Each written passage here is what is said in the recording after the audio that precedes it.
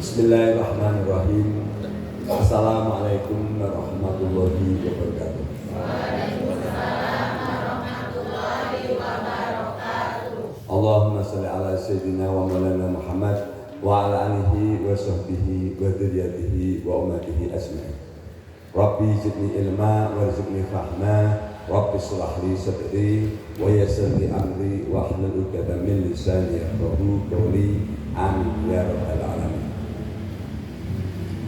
Pada hadir jamaah Masjid Al-Mu'asta yang saya hormati, yang saya sayangi, serta rahmati Allah SWT, pada kesempatan pagi hari ini, hari Selasa, tanggal 6 Agustus tahun 2024, saya akan bacakan kitab Wasiatul Mustafa halaman 40. Yaitu kitab Wasiatul Mustafa itu wasiat yang berisi sabdanya Gusti Kanjeng Nabi Muhammad SAW pada sahabatnya sekaligus sepupunya dan menantunya Kanjeng Muhammad SAW, yaitu Sayyidina Ali karramallahu wajhah.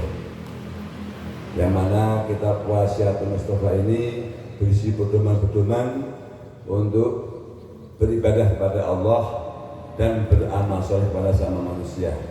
Sehingga Kanjeng Muhammad SAW mewasiatkan bersabda, jadi barang siapa mengamalkan kitab Wasiatul Mustafa ini, maka Kanjeng menjamin insya Allah hidupnya selamat dan bahagia dunia dan akhirat. Nah, ini bab tentang doa. Jadi saya menyampaikan tentang di antara waktu istijabah untuk berdoa. Jadi doa pasti dikabulkan oleh Allah itu antara adzan dan iqamah. Makanya saya menyampaikan, jadi puji-pujian, sholawatan itu sunnah. Kenapa? Ini dalilnya. Jadi kalau contoh kemarin ada yang fanatik tidak boleh, itu karena ilmunya belum sampai. Ini saya bacakan dasarnya. Jadi paling istijabah saat antara adzan. Nah, kalau sholat sunnah itu sunnahnya di rumah. Sholat sunnah rawatib itu sunnahnya di rumah. Kalau sholat sunnah rawatib di masjid mengganggu orang, benar nggak? Mengganggu karena nanti mau ke iqamah, malah dia lagi takbiratul ihram. Itu nyata. Makanya sunnahnya sholat rawatib itu di rumah. Ini sholat qobliyah, ba'diyah itu sunnahnya di rumah. Jadi kalau yang ilmunya belum ini malah di masjid tidak. Jadi satu hadisnya gini, bila bagian sholatmu di rumahmu, yaitu sholat sunat rawatib yang lainnya. Tapi kalau sholat wajib itu disunahkan muakkad, khususnya bagi laki-laki itu di masjid. Tapi kalau sholat wajib, makanya antara adzan dan iqamah itu silahkan diisi boleh, tapi bukan berarti tidak boleh. Tapi lebih dulu sebutkan untuk berdoa. Ini doanya saya bacakan.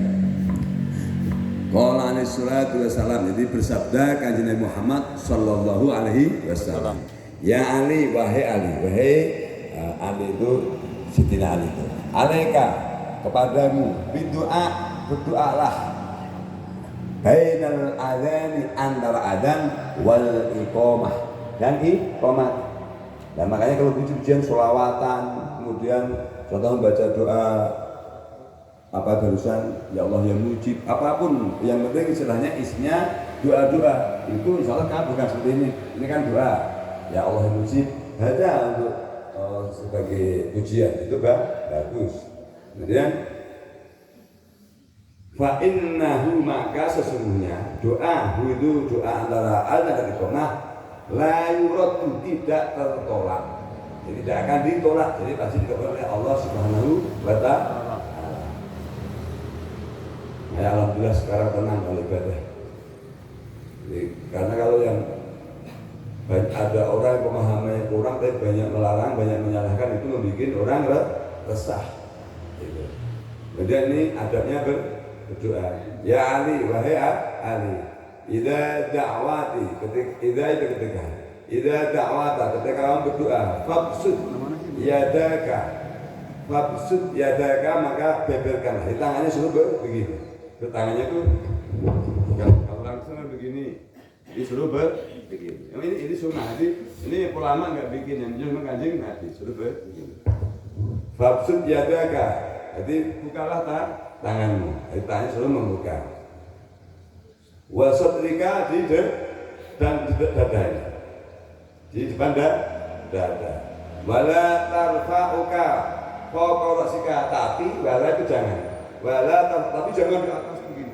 Tidak boleh kayak orang yang di atas begini, tidak boleh. Nah, itu cukup di dada. Kemudian wa tusyiru Allah, wa tusyiru dan berilah isyarah. Wa tusyiru dan berilah isyarah kepada Allah. Bisa bada tikali yumna dengan jari telunjuk. Jadi jari telunjuk begini. Jadi caranya jadi begini sedikit. Makanya kalau saya amatin, kalau saya khotbah, saya pastikan tangan saya sedikit sini. Jadi jari kanan begini. Jadi tiba begini yang sedikit kanan, telunjuknya agak begini. Jadi juga bukan begini malas-malasan begini di panggung gini, ya malas-malasan, enggak. Jadi di panggung gini juga tidak benar. Itu kayak di film-film tangannya, ini juga contoh kalau itu kan ada di film-film tangannya, ini juga tidak benar. Jadi cukup saya memang ya santun begini, ya, tangannya ini yang dari telunjuk agak begini. Nah inilah hikmahnya kita mengaji, paham ya? Jadi buka telapak tangan di depan dada, nah kemudian jari telunjuk bagian kanan sedikit memberikan isyarat ke langit kepada Allah SWT.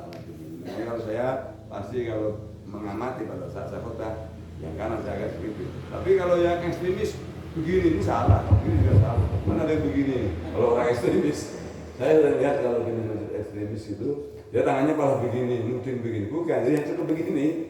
Ini kan hadisnya jelas. Ada yang begini hanya masa kalau menunjuk begini, ya biasa salah. Jadi itu hanya sekedar aja, sekedar begini.